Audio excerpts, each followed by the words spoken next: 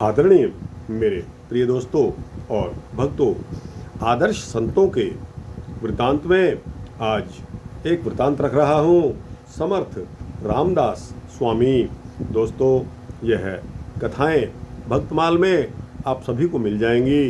दोस्तों, मेरा फर्ज बनता है कि सभी भक्तों के बारे में आपको अवगत कराऊं, उनके वृतांत आपको सुनाऊं। यह भी एक तरह की भक्ति ही है, क्योंकि भगवान के भक्तों का सुमिरन करने से भगवान की भक्ति ही मानी जाती है।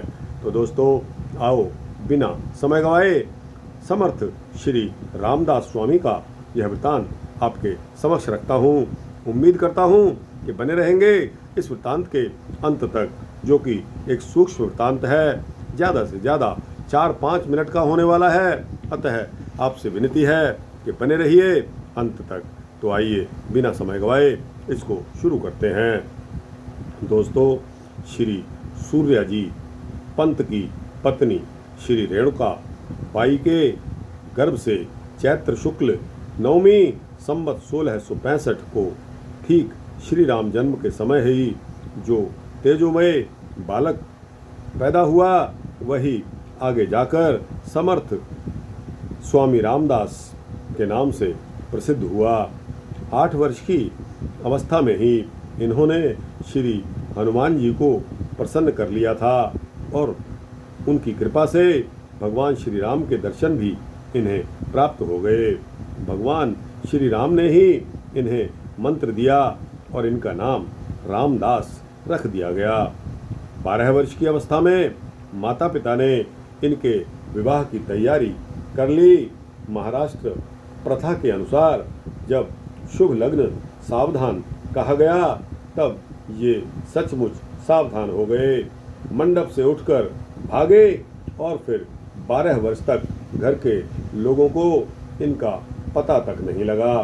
घर से भागकर तैरकर गोदावरी नदी को पार कर लिया और पैदल चलते चलते पंचवटी में प्रवेश कर गए।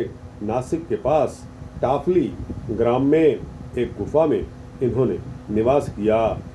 दोस्तों, यहाँ निवास अवधि 3 वर्ष तक ये रहे और इस टाफली गांव में एक गुफा में 3 वर्ष तक तपस्या करते रहे।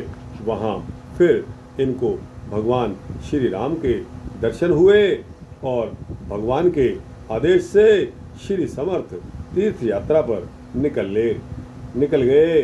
12 वर्ष तक तपस्या और 12 वर्ष की तीर्थ यात्रा करके समर्थ कृष्णा नदी के तट पर माहुली क्षेत्र में रहने लगे। यहीं उनसे अनेकों संत साधु महंत मिलने आते थे। श्री तुकाराम जी भी यहीं इनको मिले थे। दोस्तों, श्री शिवाजी महाराज बार बार श्री समर्थ का दर्शन करने आते थे। संवत 1712 में जब श्री समर्थ सतारा में राजद्वार पर भिक्षा मांगने पहुँचे, तब शिवाजी महाराज ने एक कागज पर अपना पूरा राज्य देने की बात लिखकर कागज उनकी झोली में डाल दिया। समर्थ स्वामी रामदास जी ने शिवाजी को समझाया। गुरु के आदेश से उनके प्रतिनिधि रूप में शिवाजी ने शासन कार्य चलाना स्वीकार किया। समर्थ स्वामी रामदास जी के जीवन के संबंध में अनेकों चमत्कारपूर्ण घटनाएं बताई जाती हैं। इन्होंने एक मृतक पुरुष को जीवित कर दिया, एक अंधे कारीगर को नेत्र ज्योति प्रदान कर दी और उससे श्री राम, लक्ष्मण, जानकी और श्री हनुमान जी की मूर्तियां बनवाई। महाराष्ट्र युवकों में इन्होंने एक अद्भुत शक्ति का संचार पैदा कर दिया। उनमें धार्मिक चेतना तथा संगठन की भावना उत्पन्न कर दी। इनके बहुत से ग्रंथ मराठी में हैं, जो तत्वज्ञान एवं उत्तम शिक्षा से परिपूर्ण हैं। दासबोध उनका सबसे प्रसिद्ध ग्रंथ है। सज्जनगढ़ में माघ कृष्णा 9 संवत 1739 यानी कि 1739 को स्नान करके भगवान श्री राम की मूर्ति के सामने आसन लगाकर समर्थ बैठ गए 21 बार हर हर कहकर। जैसे ही अंत में उन्होंने श्री राम कहा, वैसे ही उनके मुख से एक ज्योति निकलकर श्री राम की मूर्ति में प्रविष्ट हो गई। दोस्तों, बहुत से साधु सन्यासी लोग जिनके अंतिम समय श्वास मुख के ऊपर वाले हिस्से से निकलते हैं, तो दोस्तों यह यकीन मानिए कि उनका मोक्ष तय है।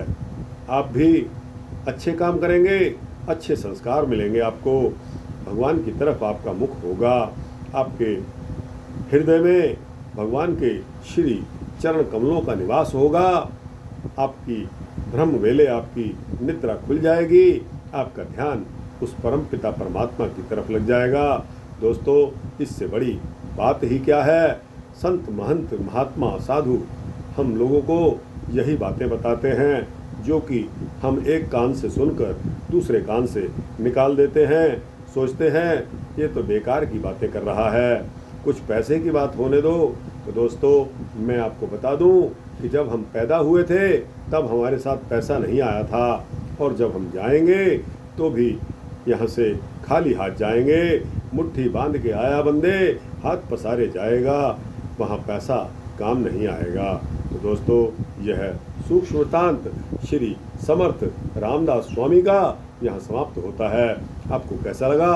अच्छा लगा हो तो इसको लाइक और शेयर करते हुए अपने दोस्तों, भक्तों, मित्रों, जिज्ञासुओं तक पहुँचाना।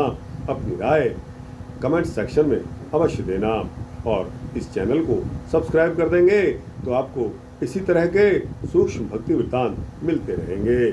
जय समर्थ स्वामी रामदास जी की जय हो।